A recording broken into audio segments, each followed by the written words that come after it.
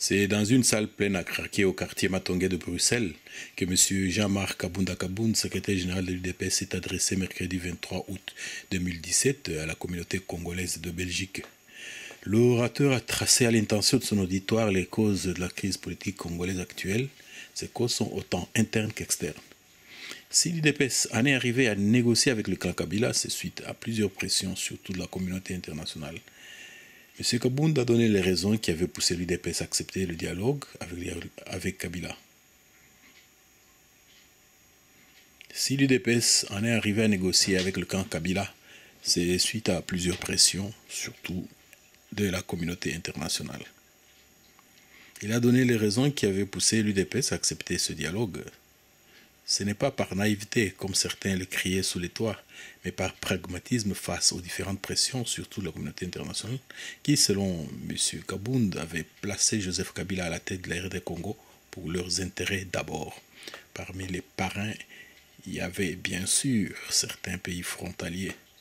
Mais aujourd'hui, tous ces parrains déchantent quand ils constatent que non seulement leur poulain est devenu l'obstacle numéro 1 à toute paix et tout développement dans la sous-région, mais pire, il ne veut plus quitter le pouvoir en sabordant le processus électoral. M. Kabounda a dénoncé l'attitude de Kabila quand il s'est organisé pour être le seul à tirer profit de l'accord de la Saint-Sylvestre. Mais M. Kabounda ajoutera, le peuple congolais a à sa portée l'article 64 qu'il devra appliquer pour se débarrasser de la dictature. Jean-Marc Kabounda parlait aussi de l'importance de la diaspora dans la lutte pour le changement. C'est unique que nous pouvons chasser Kabila. Il a en passant déploré la guéguerre entre certains combattants de Belgique. Comment un combattant peut-il combattre un autre combattant? C'est unique que nous pouvons défenestrer la dictature qui trône au Congo. Durant le débat, toutes les questions ont été posées sans tabou. En véritable tribun, le secrétaire général de l'UDPS a répondu à toutes les préoccupations de l'auditoire.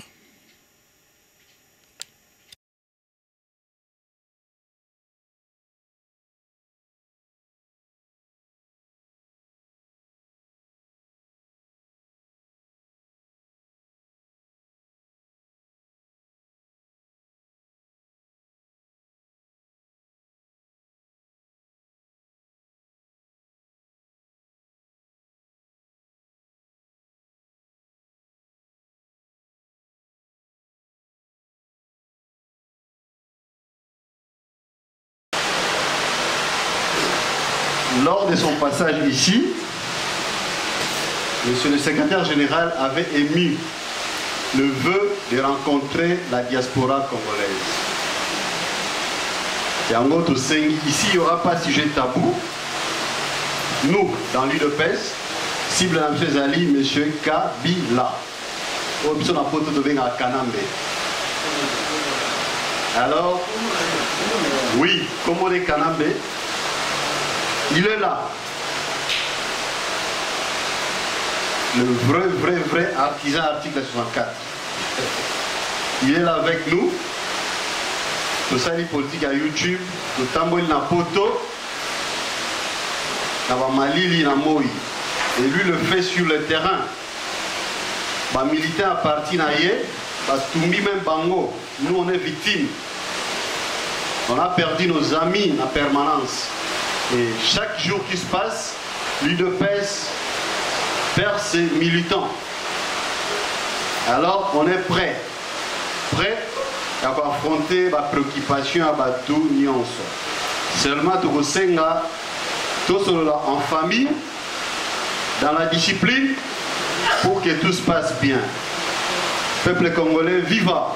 Viva! Peuple congolais, viva! Viva! Congo uni, nous serons debout. Ça va? Ok, sans plus tarder, je passe la parole à monsieur le secrétaire général.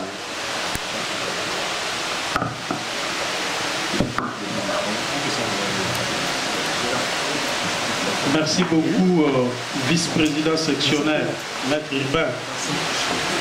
Vous avez oublié de dire que j'ai aussi perdu mon propre fils qui a été tué. Il fait partie de notre livre.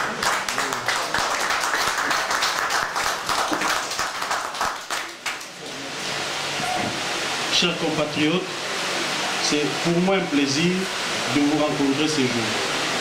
Parce que quand je suis arrivé ici,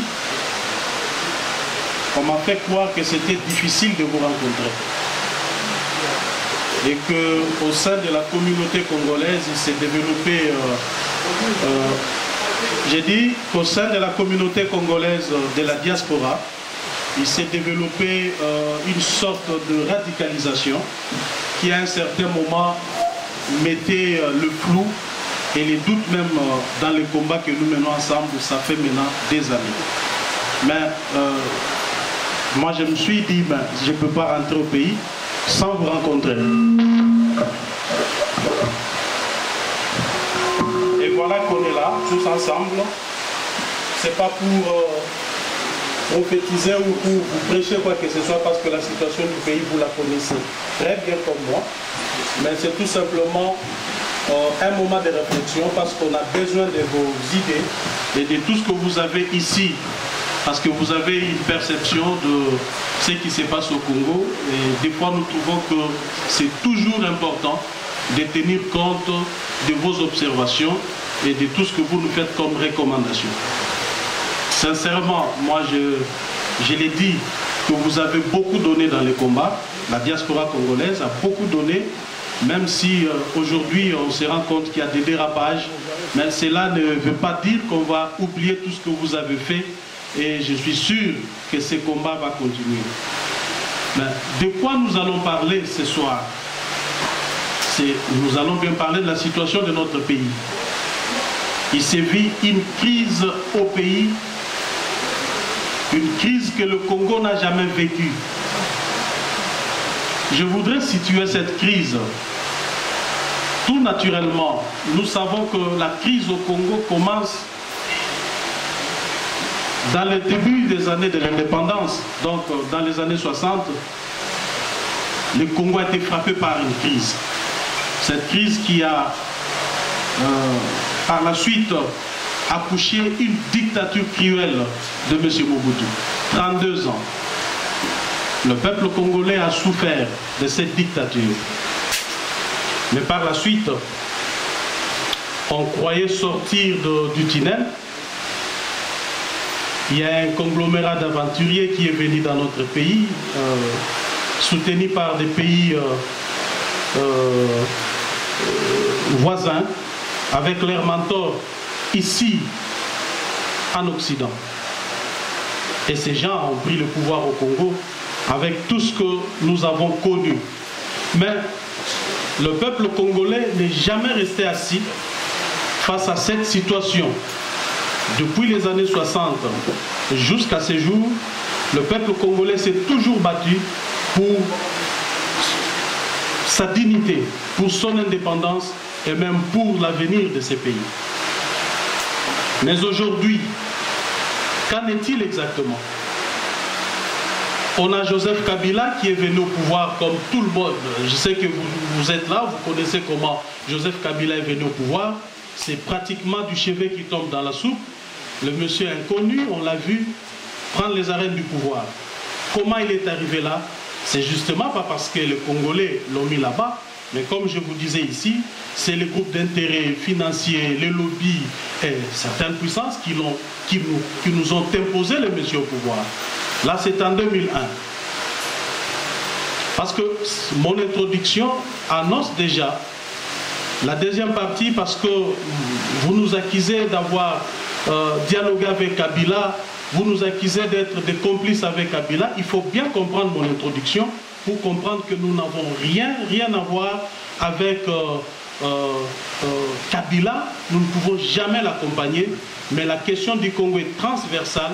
Il y a beaucoup d'intervenants qui entrent en ligne de compte et quand il faut la résoudre, nous sommes obligés d'écouter certains groupes qui entrent en ligne de compte. Si ça dépendait que de nous-mêmes face à Joseph Kabila, il serait parti. Malheureusement que cela ne dépend pas que de nous. Parce que je vous dis ici que Kabila, on nous l'impose, vous et nous. Un inconnu, il est venu là, je ne voudrais pas parler de lui-même, de ce qu'il est, mais vous connaissez vous-même. Parce que ce qu'il imposait à l'époque, pensaient qu'il allait servir leurs intérêts. Plus particulièrement les pays voisins, dont je ne veux même pas citer le nom. Il est là parce que ces gens estiment qu'il doit être là, pas pour le Congo, mais pour les intérêts d'autres personnes que des Congolais. Il y a eu Sun City. C'est là que nous avons compris que les gars avaient un soutien. C'est lui le bénéficiaire de l'accord de Sun City. Il s'en sort le premier bénéficiaire. Donc, on lui a adjoint 4 vice-présidents parce qu'il fallait les maintenir. Nous allons aux premières élections. Nous, parce qu'on avait à l'époque un président prophète qui savait comprendre les choses avant tout le monde. Il nous a dit, il n'y aura pas d'élection, on va imposer Kabila. Pour ceux qui n'avaient pas cru, finalement, après les élections, que Jean-Pierre Mbemba avait gagné, vous connaissez la suite, c'est Kabila qui a été confirmé président de la République et Jean-Pierre Mbemba est à la CPI. Comme si cela ne suffisait pas, nous sommes allés aux élections en 2011. Des élections que nous avons gagnées haut la main. Mais les mêmes personnes ont estimé que Kabila devait rester au pouvoir. Malgré la forte résistance que nous avons opposée à ces hold-up électorales de l'époque, malgré tout ce que nous avons fait, vous vous souviendrez que le président Tshisekedi avait même prêté serment. Il a demandé au peuple congolais de l'accompagner jusqu'au stade pour aller prêter serment. Et si vous ne le saviez pas, il est sorti même de sa parcelle. On a tiré en direction de son véhicule.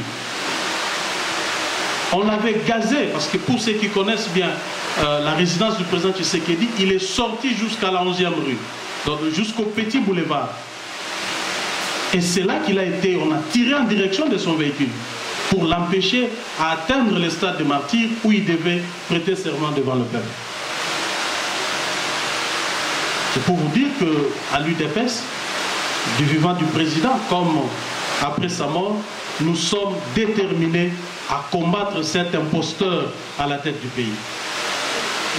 En aucun cas, nous n'avons jamais pensé lui donner du souffle ou cohabiter avec lui. Mais je voudrais vous dire, parce que c'est de ça que nous allons exactement parler, du dialogue politique et de ce que nous allons faire maintenant après la signature de l'accord politique signé le 31 décembre 2016.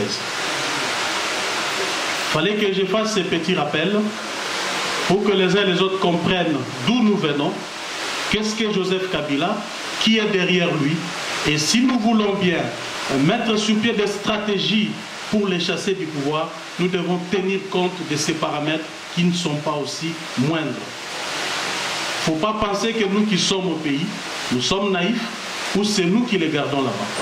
Si ça dépendait que de nous, ils seraient partis très longtemps. Pourquoi nous avons dialogué avec Joseph Kabila? Alors que le 31 décembre, le 19 décembre, il devait partir. Je venais tantôt de vous dire que la question est transversale. Il y a beaucoup d'acteurs qui entrent en ligne de compte, qui interviennent dans le dossier du Congo, étant donné sa situation géostratégique, étant donné ses richesses, ses ressources minières, hydrauliques, et j'en passe. Ce n'est pas une question que nous-mêmes nous allons régler. C'est une question où tout le monde a un droit de regard au Congo. Parce que les richesses du Congo intéressent tout le monde.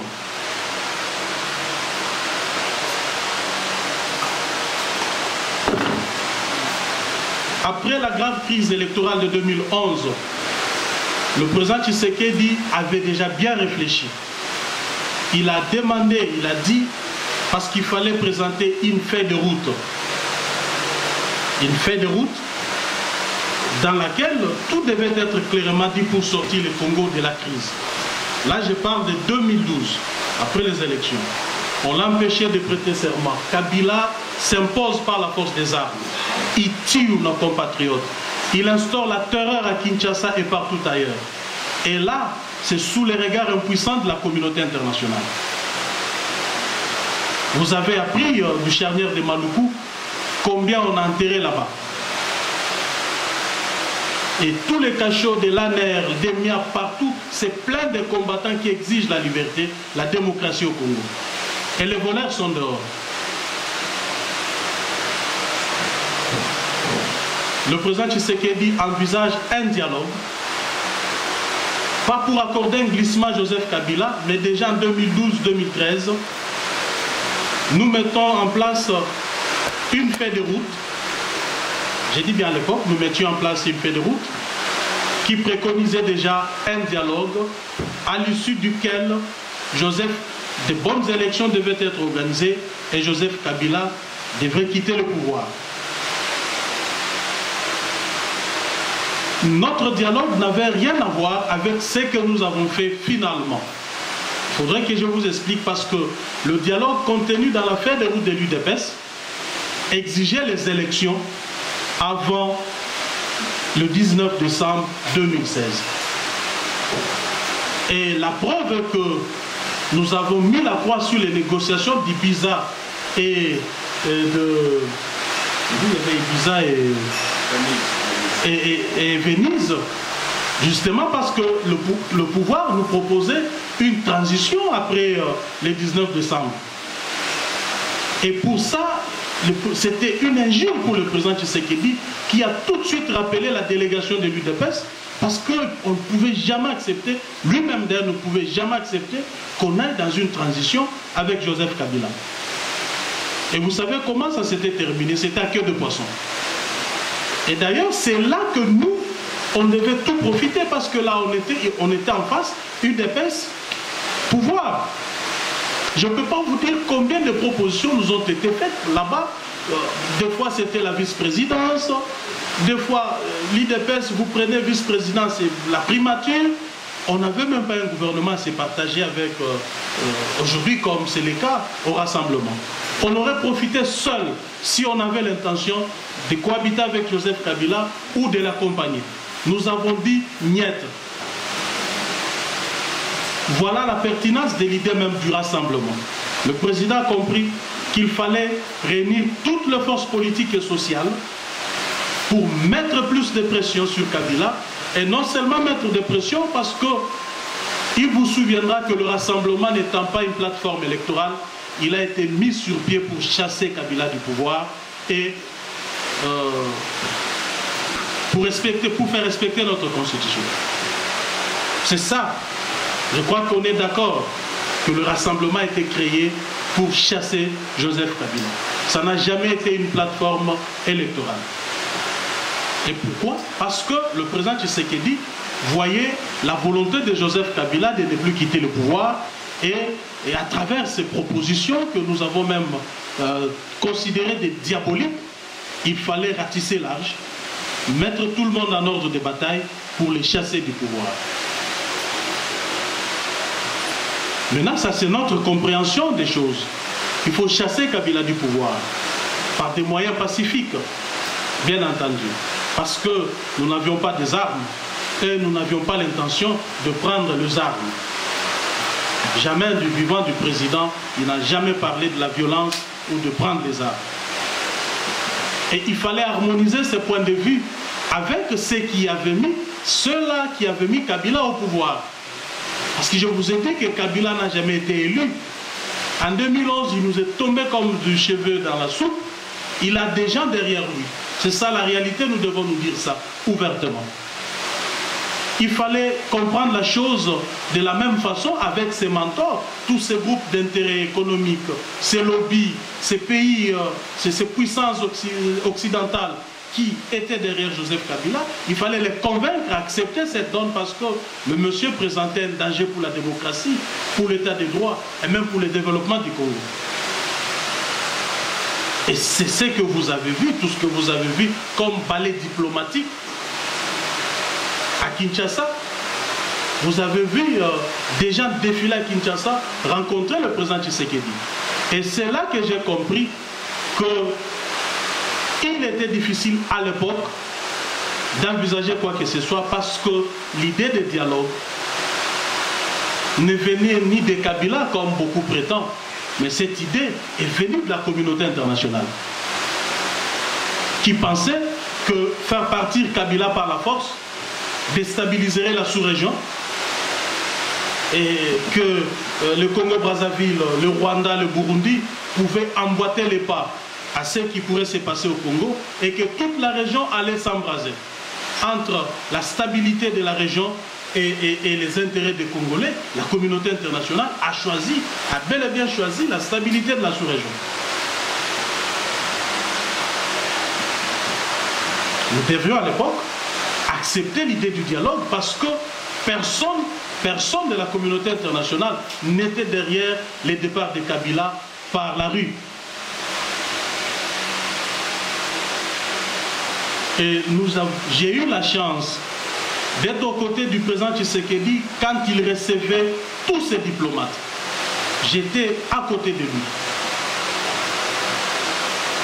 Vous ne pouvez pas savoir avec quelle peine le président Tshisekedi a accepté de dialoguer avec Joseph Kabila juste en dernière minute. Parce que dans son passé, il pensait négocier avec Joseph Kabila un peu plus tôt pour organiser des élections et les faire partir.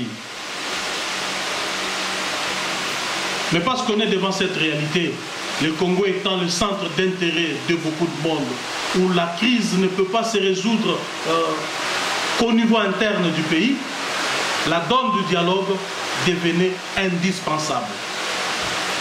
Chose que beaucoup de gens n'ont pas compris, en nous accusant vraiment à tort d'être naïfs pour avoir accepté de dialoguer avec Joseph Kabila. Nous n'avons jamais été naïfs, mais nous avons été tout simplement réalistes parce que nous avons pesé tous les paramètres. Nous sommes allés au dialogue avec Joseph Kabila. Et d'ailleurs, je n'ai jamais regretté le fait d'avoir négocié avec Joseph Kabila parce que l'accord qui en est sorti, sincèrement, c'était un accord de très bonne qualité. Cet accord liait Joseph Kabila. En tout état de cause, dans l'accord, Joseph Kabila ne pouvait pas s'en sortir. Voilà pourquoi je n'ai jamais regretté. Moi, je me dis que nous sommes en face d'une réalité que nous devons comprendre, que nous devons affronter. Il ne peut pas être question ici qu'on regrette.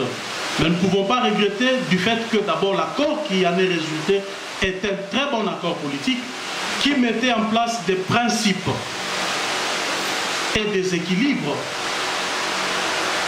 pouvant nous amener à de bonnes élections où Kabila ne pouvait jamais s'en sortir. Ne pouvant pas se représenter comme candidat aux prochaines élections, ne pouvant pas réviser la Constitution, ne pouvant pas organiser un référendum, pour nous, c'était un acquis majeur. Le fait d'avoir mis sur pied des équilibres tels que un gouvernement dirigé par le Rassemblement, un CNSA, le Conseil national de suivi de la transition, dirigé par le président du Conseil des sages, à l'époque du vent c'était le président Tshisekedi, et une CENI qui devait subir une refonte totale, sincèrement, Kabila était pris dans ses propres pièges. Si cet accord favorisait Kabila, il l'aurait appliqué. Si nous avons échoué en allant dialoguer avec Kabila, Kabila aurait appliqué, parce que nous l'avons signé de bonne foi, il aurait appliqué. Mais le fait que Kabila refuse d'appliquer l'accord, c'est la preuve que nous avons fait un très bon travail et l'accord c'était quelque chose de très bon pour le pays.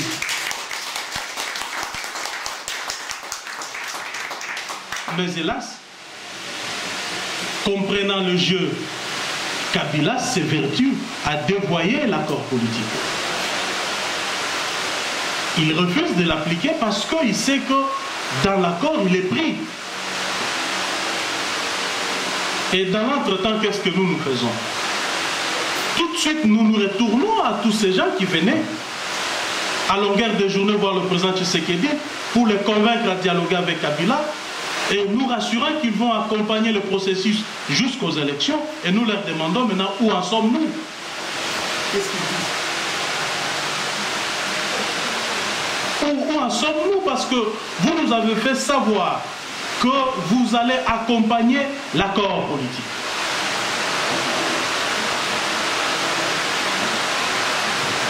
Ils nous ont convaincus d'opter pour la voie pacifique, que de mettre nos militants, le peuple congolais dans les rues.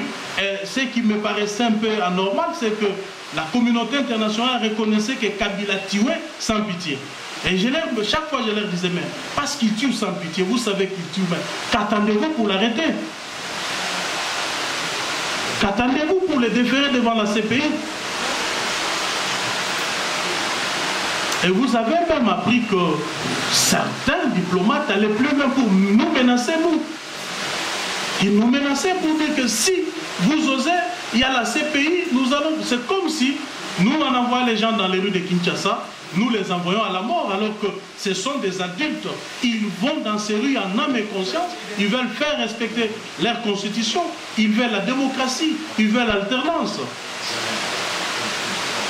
Nous avons entendu même des menaces.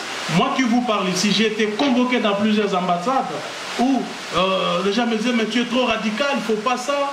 Ben, attention, parce que nous allons enquêter dans le deux camps. Et j'ai dit, je m'en fous. Je m'en fous. Alors parce que vous savez, c'est lui qui tue, vous n'avez qu'à l'arrêter. S'il y a des exemples que nous pouvons prendre dans notre pays, c'est que dans les pays occidentaux, les gens manifestent même lorsque le prix du pain augmente, même lorsque le prix du transport augmente. Et ces gens ont la liberté de manifester. À combien plus forte raison des Congolais qui manifestent pour le respect de leur constitution? Et vous nous dites que vous allez enquêter dans le deux camps, alors que nous n'avons pas d'armes pour tuer. Nous ne faisons que faire appliquer des dispositions de notre constitution. Justement, à l'époque, il y avait un problème, comme je vous l'ai dit. Je ne sais pas si ce discours vous a été déjà tenu une fois. Je vous dis que nous étions sous une forte pression, étant donné que la question du Congo ne pouvait pas se résoudre qu'avec les acteurs congolais et au Congo. Mais maintenant, nous, Congolais, nous devons nous retourner maintenant vers ceux-là qui pensaient que le dialogue allait résoudre la question du Congo. Ceux-là qui pensaient avoir la force politique d'accompagner le processus de la transition tel que convenu au centre interdiocésain, de nous dire où en est-on? Vont-ils encore revenir pour nous demander de renégocier avec Joseph Kabila? Vont-ils avoir peur de centaines de milliers de gens qui vont mourir dans les rues et nous imputer cela? Voilà la grande question.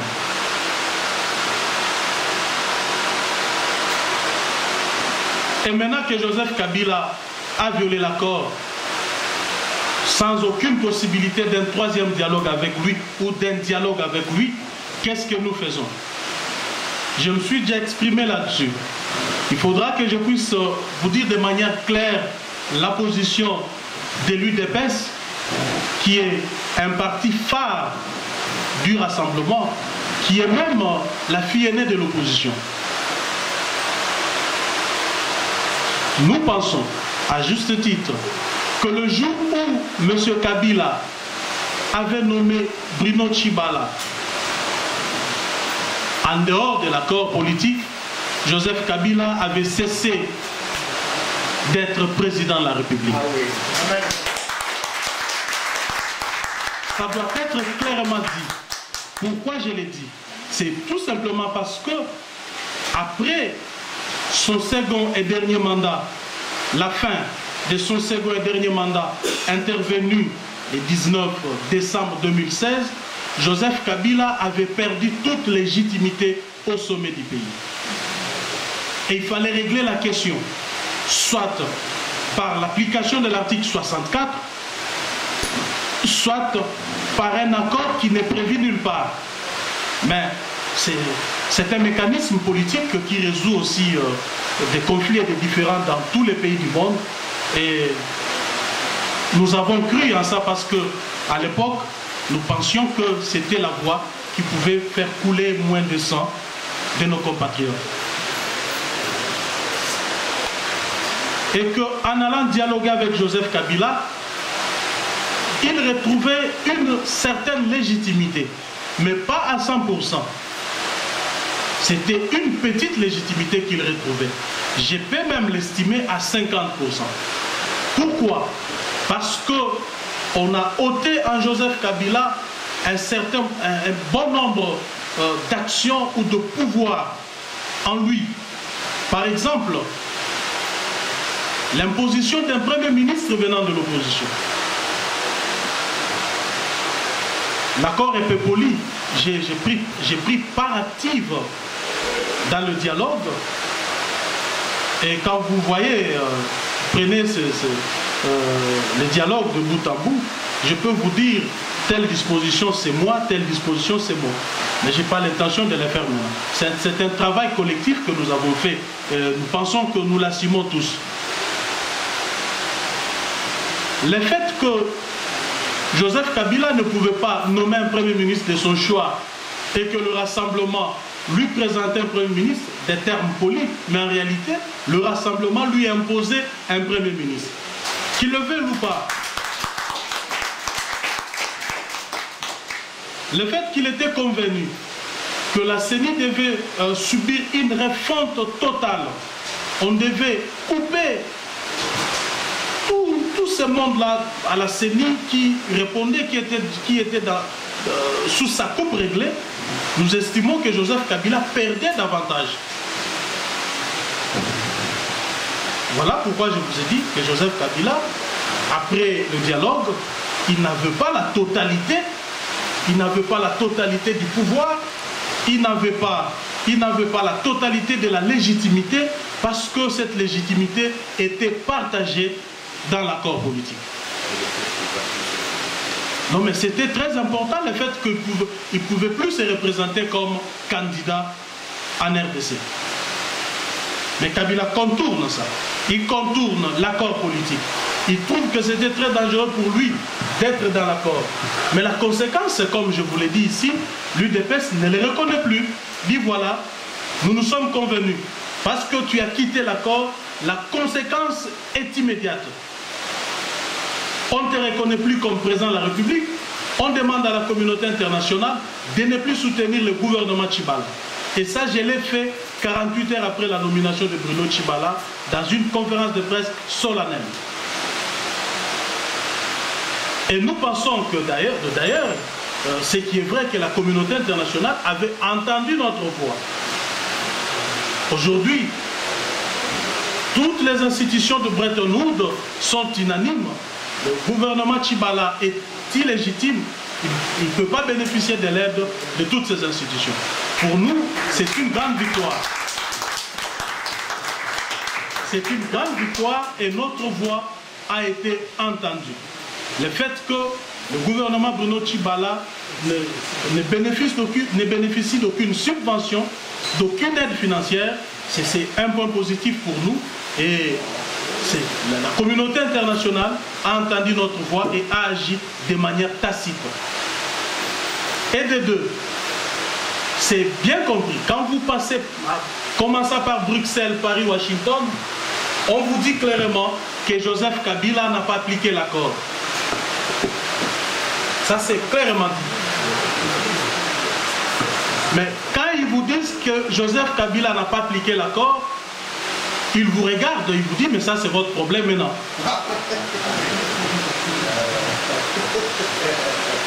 Mais oui, il n'a pas appliqué l'accord, mais ça c'est votre problème maintenant. Occupez-vous de lui.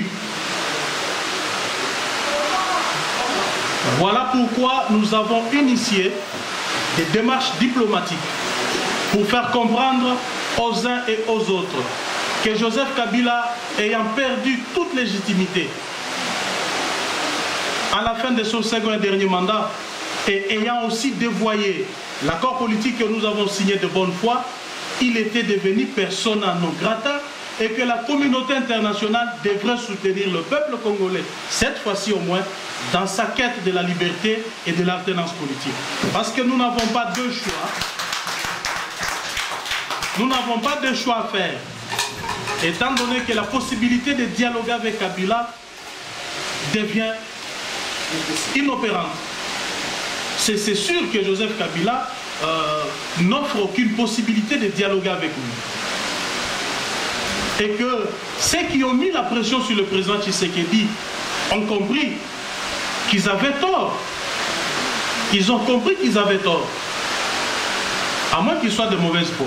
Mais je suis sûr, parce que quand ils nous disent que Kabila n'a pas appliqué l'accord, ils regrettent pourquoi nous avoir mis sur ce terrain de négocier avec quelqu'un qui ne respecte jamais même ses propres paroles. Et deuxièmement, allons-nous laisser Joseph Kabila diriger le pays jusqu'au 31 décembre comme convenu dans l'accord? Nous nous disons non.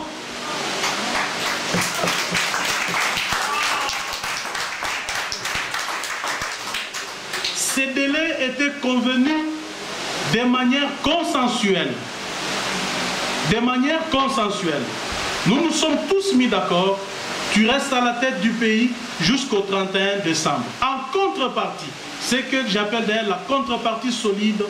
Un gouvernement sera dirigé par le rassemblement. Un CNSA sera dirigé par le rassemblement. Une CENI réforme. Et il faut aller plus loin parce qu'il y a plusieurs principes. La décrispation politique, par exemple. On en parle peu, mais c'est très important pour qu'on ait des élections apaisées dans notre pays. On ne peut pas aller à des élections avec ces climats. Des opposants pleins en prison, on arrête du jour au jour. Moi et le président du Rassemblement, vous savez, qui a un montage fait de toutes pièces au pays pour nous coller un dossier. Et là, Kabila lance un message, il dit à tout moment, je peux les arrêter. Mais comment on peut aller à des élections dans un tel climat? Dans un climat de terreur. Parce que l'accord politique imposait une décrispation politique. Et qu'aujourd'hui, Kabila, au contraire, continue à crisper la situation politique. Continue à rendre la situation politique plus dure. Il durcit plus son pouvoir. Avec des tueries, des massacres, des arrestations. Voilà pourquoi nous disons qu'il ne sera plus question de la date du 31 décembre dans nos bouches. Parce que cette date, nous nous sommes convenus. Lui ayant quitté la convention, nous estimons que même la date tombe. Et là, ce que nous devons faire, c'est des actions.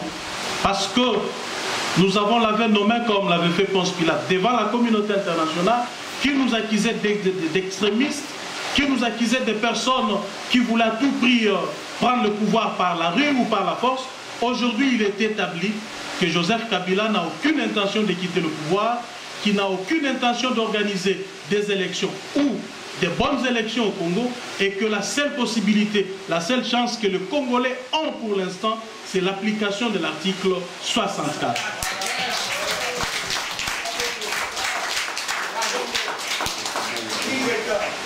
Et nous ne pouvons pas appliquer l'article 64 en étant liés par l'accord. Parce que je dois vous dire qu'il y a deux fondements dans notre pays. Il y a la Constitution que nous avons mis en suspens en allant signer l'accord politique. Et la gestion de cette année devait reposer sur l'accord politique. Et les élections devaient être organisées sur base de cet accord politique. Dans lequel nulle part où est mentionné l'article 64. Voilà la difficulté que nous avons aujourd'hui. C'est quand vous parcourez l'accord de bout en bout, nulle part où il est dit qu'en cas de la non-organisation des élections, nous allons appliquer la force. Kabila, dans sa malignité, il quitte l'accord, mais il nous laisse dedans. Raison pour laquelle nous disons que, à défaut de ne plus appliquer l'accord, nous on rentre dans la Constitution. Et c'est là que nous avons la force de tirer l'article 64 et de le faire partir.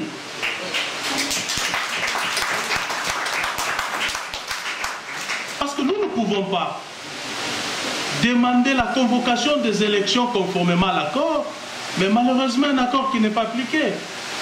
Un accord qui a profité à 100% à un dictateur. Un accord qui lui a carrément aidé, qui lui a bénéficié, et que nous sommes des perdants.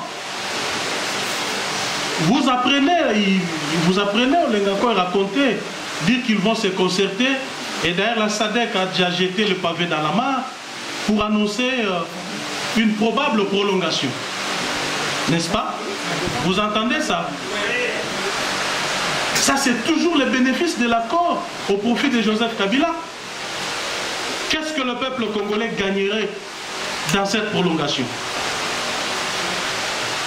Si ce n'est que Kabila lui-même et sa clique et sa bande.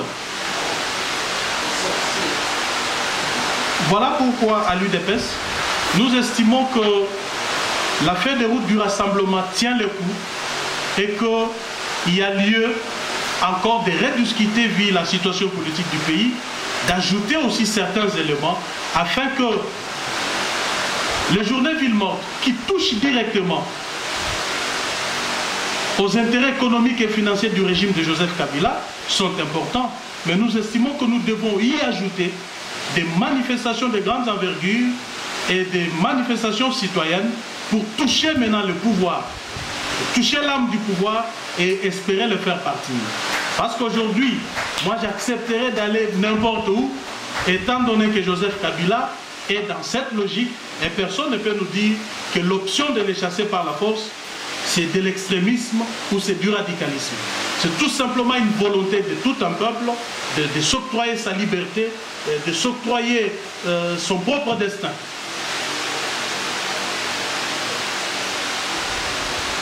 Maintenant, quelle est la responsabilité des uns des autres face à cette situation que nous vivons? Est-ce le moment de se diviser? Est-ce le moment de s'entraquiser? Parce que le pouvoir de Joseph Kabila a commencé à miser sur ça. Des accusations fantaisistes entre nous, des suspicions, créer des suspicions entre nous, juste pour créer la terreur entre nous, la méfiance entre nous, et de son côté, il espère nous diviser avec, alors, pour se donner de la force. Ce que j'ai trouvé ici, je vous dis sincèrement, je suis désolé. Je suis désolé parce que c'est vraiment incompréhensible que nous, si nous nous battons tous, nous avons tous la même vision. Nous reconnaissons tous que le problème au Congo, c'est Joseph Kabila. Nous devons nous mettre d'accord. Il ne peut pas y avoir des combattants contre combattants. Il ne peut pas y avoir des combattants qui s'affrontent ici, alors que nous avons besoin de votre aide. Nous avons besoin de votre unité.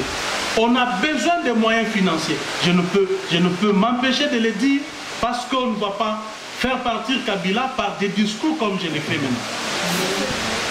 On ne va pas faire partir un dictateur. Il ne peut pas avoir peur d'une vidéo sur YouTube. Kabila ne peut pas avoir peur d'une vidéo plutôt.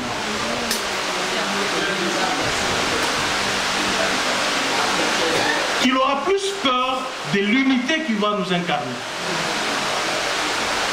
Kabila aura plus peur de la volonté de nous unir, d'unir nos forces, nos moyens financiers. C'est là que Kabila aura peur. C'est à ce moment-là que Kabila comprendra que le peuple congolais, c'est un peuple debout. Mais les scènes que je vois ici, c'est vraiment désolant. C'est désolant de voir les risques que nous prenons au pays, moi et le président du Rassemblement et les autres. De nous taxer tel que vous nous taxez, c'est pas une bonne manière de nous encourager. C'est pas une bonne manière de nous encourager, tout au contraire, vous nous découragez. Vous nous dites, abandonnez ce que vous êtes en train de faire.